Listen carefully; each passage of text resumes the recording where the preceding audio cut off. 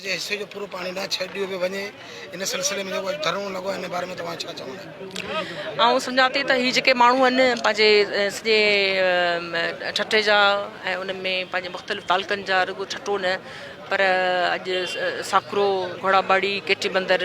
ऐं हिन में सभु जेके माण्हू जमा थिया आहिनि त उहो हिकिड़ो प्रोटेस्ट करण जे हवाले सां ऐं हिकिड़ो पंहिंजो मज़म्मत बि कनि था ऐं इन हवाले सां मुतालबो कयूं था त असांजो जेको पाणी आहे हिसो आहे उहा ज़रूरु असांखे जेको आहे उहो चढ़ो त उहो हिन हवाले सां जेको आहे उहो सिंध पंहिंजो केस सरहंद रखियो आहे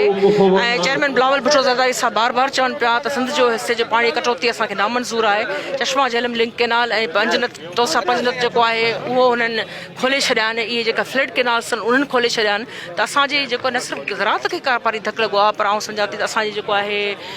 माहीगीर आहे असांजो जेको मज़दूर आहे या जेके भई जेके माण्हू आहिनि इहे इन उस में ईअं त कोन आया आहिनि। ज़ाहिरी ॻाल्हि आहे उन में हिकिड़ी उनजो पंहिंजी ॻाल्हि की पंहिंजी डिमांड खणी हिते आया आहिनि। इन हवाले सां जेको आहे असांजी जदोजहद जारी रहंदी ऐं असां त ज़ाहिरी ॻाल्हि आहे असीं उन पार्टी सां तालुक़ु था ऐं उन घर सां तालुक़ु खां थी 50 सालनि खां पाणी जी जदोजहद में असांखे ख़बर आहे दहशतगर्दी पाणी थी थियणी आहे। असांखे ख़बर आहे सिंध खे वाशी मार सां गॾु गॾु पाणी जी मार ॾिनी पई वञे। असांखे ख़बर आहे त सिंध जी उपत खे हथु वठी घटाई करण जी जेको आहे कोशिशि कई पई वञे। असांखे ख़बर आहे त सिंध जे हारी खे जेको हूअं ई धीअनि जो ॾेज विकिणी जेको आहे उहो पोखी करे थो। हींअर पहिरीं मई ते जेका असांजी फसल पोखजणी हुई हीअ असीं जेको आहे हींअर जून में बीठा आहियूं मिड जून में बीठा आहियूं त मुंहिंजे ख़्याल में हथु वठी साज़िश असांजे चेयरमैन खे जेको आहे उहो इस्तीफ़ा ॾियणु खपे हिनखे कढणु खपे ऐं जीअं सिंध जे मेंबर सां ज़्यादती कई वई ऐं उनखे जेको आहे निशानो बनायो वियो जीअं एहतजाज पियो कयो असीं उनजी मज़म्मत कयूं पिया। असीं ठठे जे माण्हुनि जी तरफ़ां जेको पुरज़ोर मुतालबो कयूं था त जेको आहे सिंध जे पाणी जेको आहे न सिर्फ़ु पूरो ॾियणु खपे पर डेल्टा ताईं बि ॾियणु खपे।